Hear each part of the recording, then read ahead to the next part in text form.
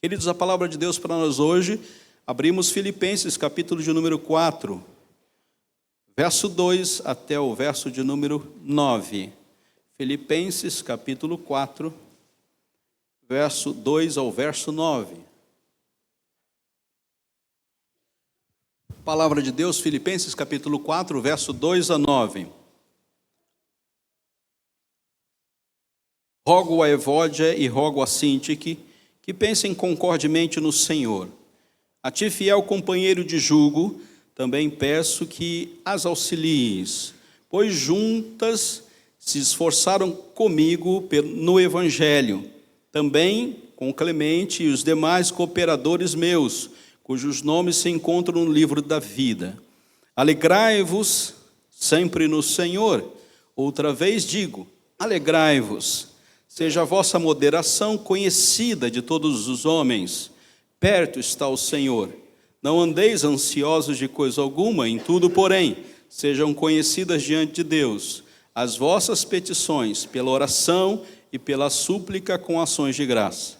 E a paz de Deus, que excede a todo entendimento, guardará o vosso coração e a vossa mente em Cristo Jesus. Finalmente, irmãos, tudo que é verdadeiro, tudo que é respeitável, tudo que é justo, tudo que é puro, tudo que é amável, tudo que é de boa fama, se alguma virtude há e se algum louvor existe, seja isso que ocupe o vosso pensamento. O que também aprendestes e recebestes, e ouvistes e vistes em mim, isso praticai, e o Deus da paz será convosco. Oramos.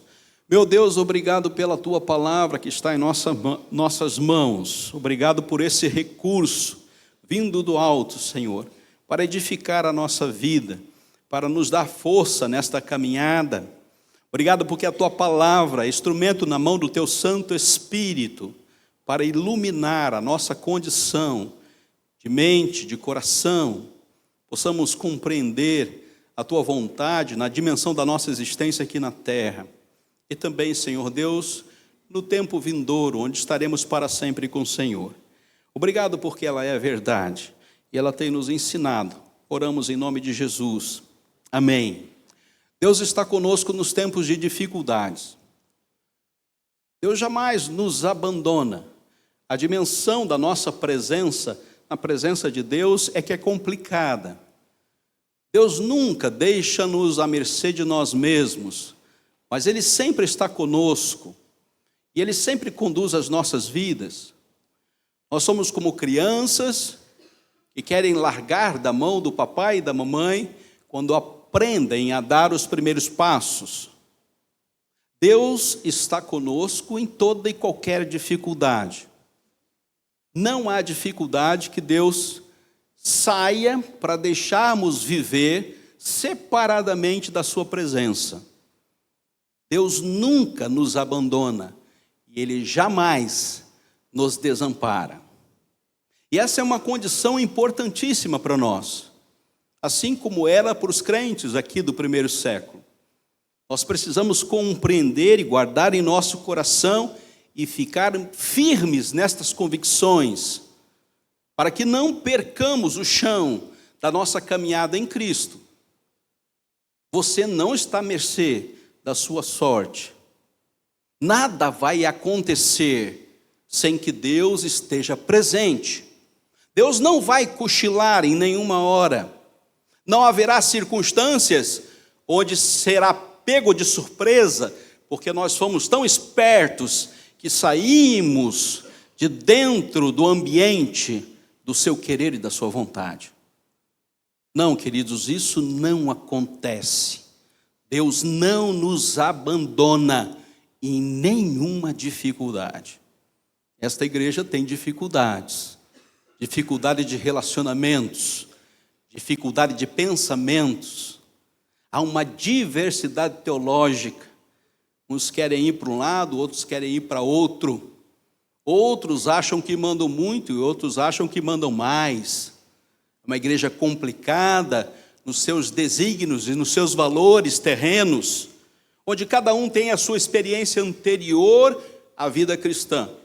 E agora a experiência da vida anterior à vida cristã tem influenciado nas suas decisões pós-cristianismo.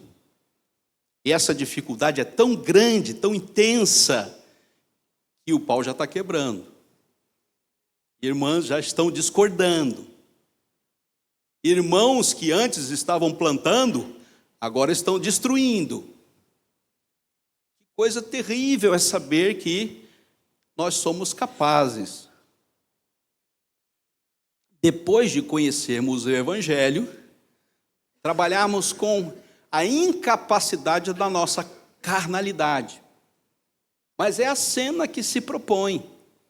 E Paulo roga, ele clama a Deus. Comecem a pensar concordemente. Comecem a valorizar mais a paz e a unidade e menos os seus quereres pessoais.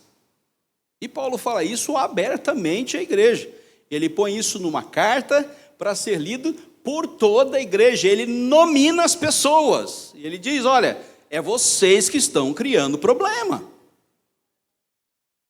Então Deus está conosco em frente a qualquer dificuldade. Ele não nos abandona diante das circunstâncias, por mais difíceis que elas pareçam. Mas as circunstâncias são muito complicadas para os relacionamentos desta comunidade. O texto sagrado vai nos conduzir à possibilidade da verdade e à possibilidade da mentira dentro dos relacionamentos. E ele diz finalmente, e a gente começa hoje pelo finalmente, porque aí está todo o problema. O finalmente vai conduzir o nosso pensar, a maneira como nós pensamos. E preste atenção, aí está o problema. O que você maquina, o que você põe na sua mente. Este é o grande problema de toda a caminhada dessa igreja. Cada um pensa na sua liberdade de pensar o que quer, do jeito que quer. Muitos aprenderam anteriormente ao evangelho com o mundo, que ele tem que ser esperto. Que o mundo é dos espertos. Então eu tenho que ser bom e tenho que ter capacidade e esperteza para saber lidar com os temas, sejam verdade ou sejam mentira. Eu tenho que aprender a fazer esse jogo da verdade e da mentira para que eu possa prevalecer, ainda que eu esteja no meio na comunhão dos irmãos. É uma informação carnal que alguns irmãos dessa igreja têm do momento anterior. E veja bem que Paulo vai fazer uma relação daquilo que deve ocupar o nosso pensamento. E ele faz uma lista, ele diz que deve ocupar o seu pensamento é aquilo que é verdadeiro, é aquilo que é respeitável, é aquilo que é justo, aquilo que é puro, aquilo que é amável, aquilo que é de boa fama. Nossa, que tarefa terrível nós recebemos de Paulo aqui, para uma igreja que quer viver pensando exatamente como Deus espera que nós pensemos. Porque a nossa mente nos leva a divagar. E as informações que recebemos desse mundo que nos cerca são bem diferentes dessas informações que devem ocupar o nosso pensamento. Então, queridos, é muito importante nós militarmos nesta batalha. O que ocupa o meu pensamento hoje? Quais são as informações que eu recebo e de quem eu recebo para viver a minha vida? Hoje, isso se multiplicou grandemente com o advento da internet e posteriormente com o advento das redes sociais e posteriormente com a capacidade de colhermos informações onde quisermos, a qualquer momento e a qualquer circunstância. A nossa mente pode voar em direção a qualquer coisa que nós tenhamos, qualquer tema. Abra lá sua internet no seu celular e você vai escrever um tema e virá para você tudo prontinho, com todos os pensamentos coerentes, lógicos. E essa base de informações para nós vai ser a base de informações para eu tomar qualquer decisão, qualquer direção. Você começa a ver a solução para os problemas e as dificuldades da sua vida nessas informações que você recebe, que vem de qualquer lugar e de qualquer pessoa, se de boa fé ou se de má fé, você não sabe, mas entrou na sua mente. Você recebeu como informação e agora você tem capacidade de lidar com essa informação e dirigir os seus atos.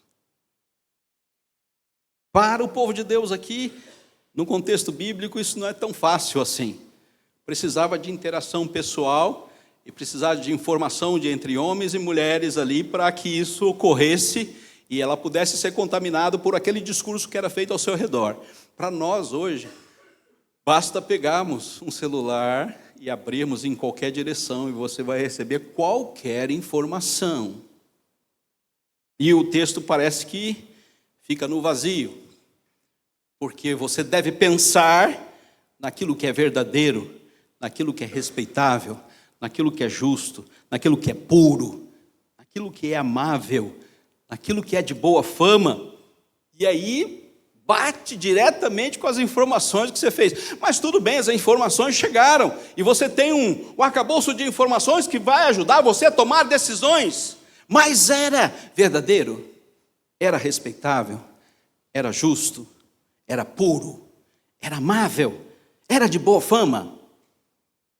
Você não fez esse crivo. Você não fez essa leitura. Você só recebeu a informação e foi direcionado com bases nas informações que você recebeu.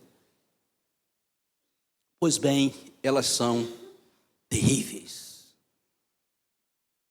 As informações que nós, como cristãos, recebemos são terríveis. Elas vieram para nos destruir. Elas vieram para nos matar. Elas vieram para destruir a nossa família. Elas vieram para tirar a sua paz, tirar a certeza que Deus está com você. Elas vieram para fazer da sua vida uma vida miserável aqui na terra. Contexto bíblico e tudo.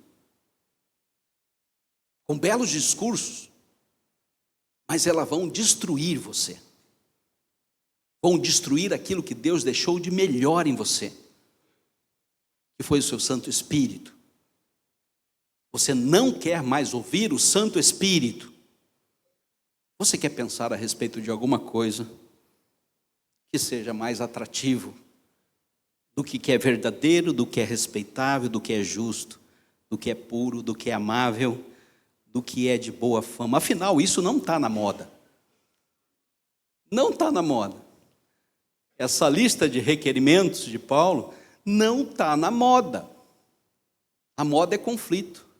A moda é discórdia, a moda é discussão, a moda é passar rasteira, a moda é derrubar um ao outro, a moda é vender um produto mais atrativo do que o outro.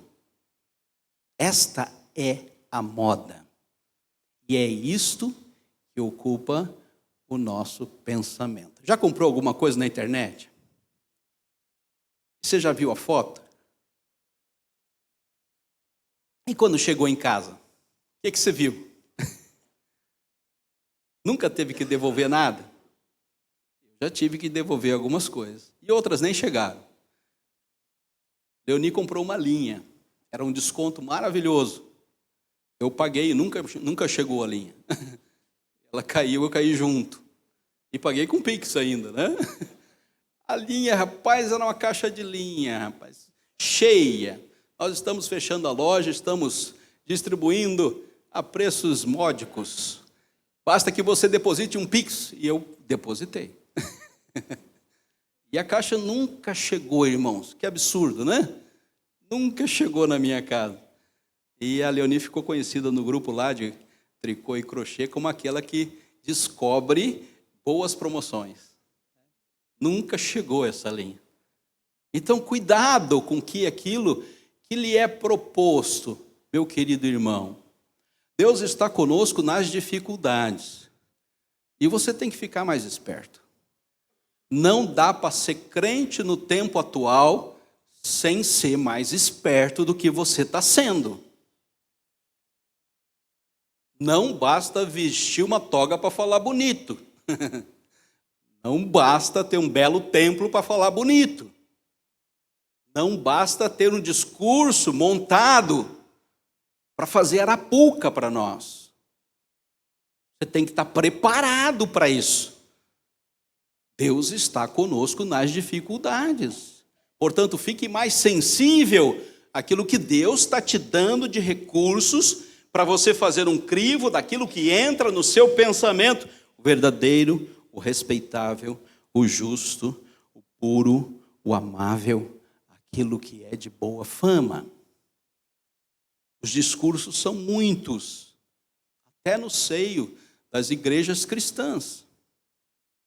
Mas o histórico, aquilo que está por trás, aquilo que exige da sua inteligência para você fazer o crivo, assim, isso deve ser aquilo que ocupa o nosso pensamento.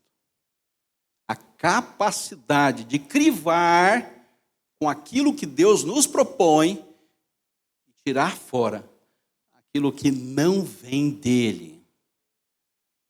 Então vamos rapidamente às soluções que Paulo estabelece aqui. A primeira solução é a força. Verso de número 4. Alegrai-vos sempre no Senhor. Outra vez digo, alegrai-vos. Queridos, a força de Deus está na sua alegria, Deus. Nós nos alegrarmos nele. O que enche o nosso coração não é a capacidade de termos belos argumentos para não pensar concordemente no Senhor. Não, não é isso. Não é a capacidade que nós temos de traçar caminhos onde a minha inteligência e os meus pensamentos determinam aquilo que eu vou fazer ou deixar de fazer. Não, é a capacidade que nós temos de viver com base na alegria que Deus nos propõe. E a alegria que Deus nos propõe não está vinculada ao contexto dos homens, mas está vinculada ao contexto da presença dele mesmo no seu espírito em nossos corações. Afinal de contas, é isso que nos une como igreja. O alegrai-vos sempre no Senhor talvez vá trazer para você uma simplicidade de vida, onde você nem será notado, onde ninguém chegará ao seu brilho, onde o show não chega na sua casa, onde as pessoas não olham para você como uma referência, mas se isso acontecer, a alegria que o Senhor lhe propõe ainda estará com você. Em momento algum ela vai sumir de você. Ela sempre estará com você, porque Deus está conosco nas nossas dificuldades. E lembre-se que o caminho de Cristo é o caminho da humildade e da mansidão. O que foge desse caminho não vem de Deus. Aquilo que te alegra, meu querido, que enche o seu coração de alegria, não é nada daquilo que o pensamento do mundo pode lhe propor. Somente Deus pode trazer para você a verdadeira alegria. Por que isso tem a ver com o nosso pensamento? Por que isso tem a ver com o nosso pensamento? Porque é lá que nós divagamos. É lá que nós queremos. É lá que nós sonhamos. É lá que nós projetamos. É lá que nós nos organizamos. É lá que nós pensamos a respeito de como andar com Deus.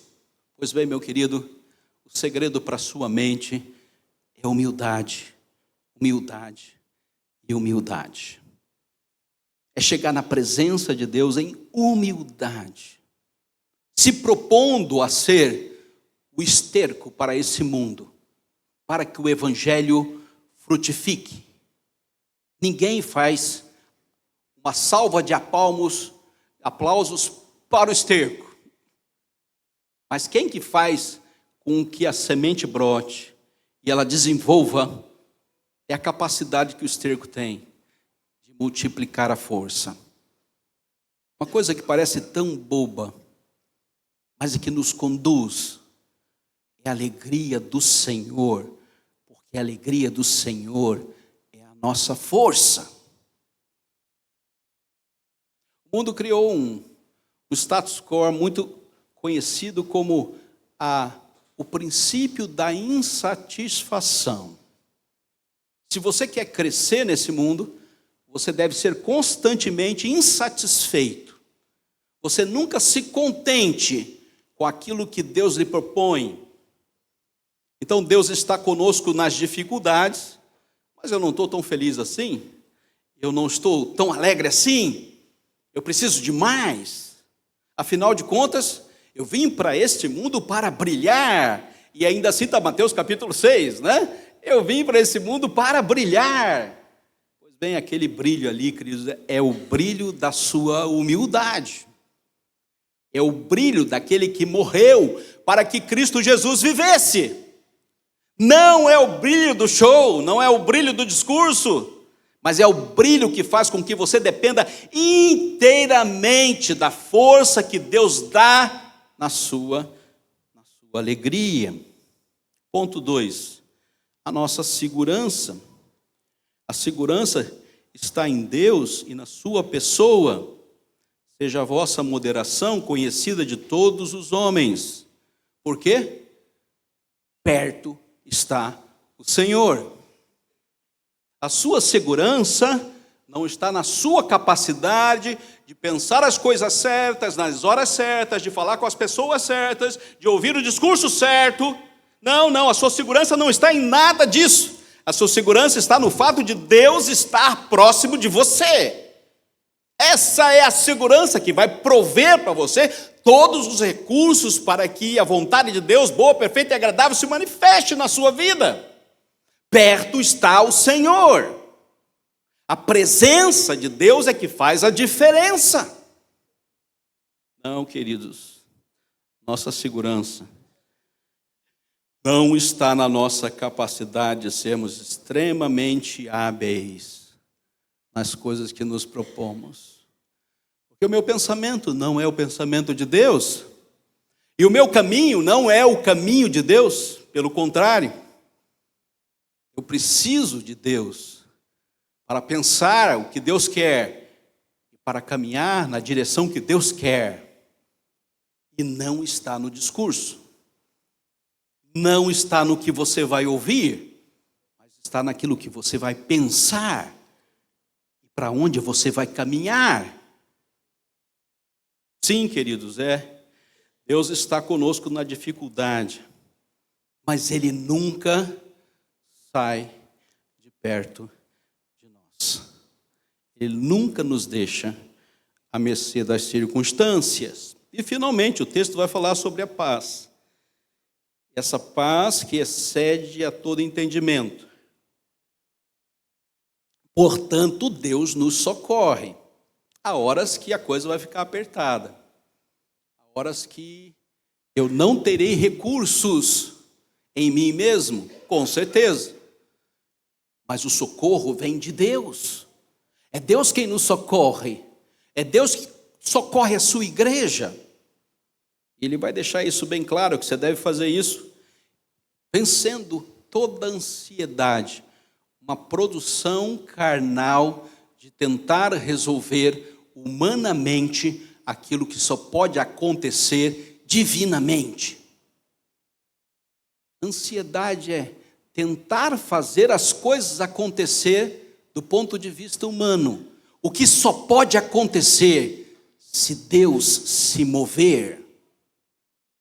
E se eu não consigo migrar de uma intenção a outra, eu serei eternamente preocupado com problemas que nunca vão acontecer. Porque exatamente o nosso pensar não foi verdadeiro, não foi respeitável, não foi justo, não foi puro, não foi amável, não foi de boa fama. Queridos, existem muitos e muitas teses que não batem com o pensamento que Paulo propõe aqui para nós. Isso só vai trazer ansiedade para o seu coração. Lembrando que Satanás não pode nos tirar da eternidade. O que ele faz? Ele faz com que você viva uma vida miserável aqui na terra, com a Bíblia aberta e indo para a igreja. É possível isso, pastor? É possível. Você com a Bíblia aberta, indo para a igreja, e vivendo uma vida miserável aqui na terra, porque o seu pensar não está sendo como Paulo propõe. A maneira como você pensa não tem sido tão boa assim. Estava no seminário presbiteriano do Norte, no domingo de manhã, um dos meus professores vestiu o seu terno, foi para a igreja, ia para a igreja, se arrumando para a igreja, entrou no banheiro e deu um tiro na cabeça. E os seminaristas ficaram todos apavorados. Afinal de contas, nós estamos entrando nesse caminho, né? Vamos todos ser pastores, igual o professor. E antes de ir para a igreja, ele resolve tirar a vida. Esse pensamento que antecedeu o seu sacrifício não foi muito bom.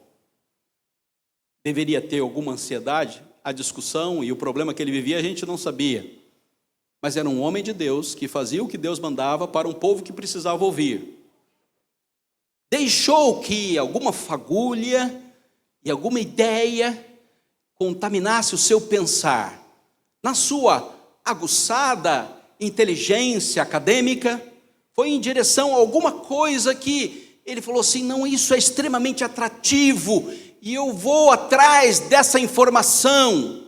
E essa informação levou-o à morte, ao qual ele mesmo, com a sua própria arma, não sei de onde veio, entrou no banheiro antes de ir para a escola dominical e tirou a sua vida. Pensou alguma coisa que não deveria ter pensado.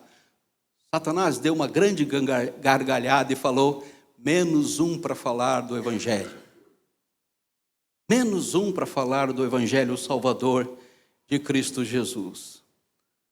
Queridos, o cuidado deve ser muito grande com aquilo que nos propomos a ver e aprender e a viver.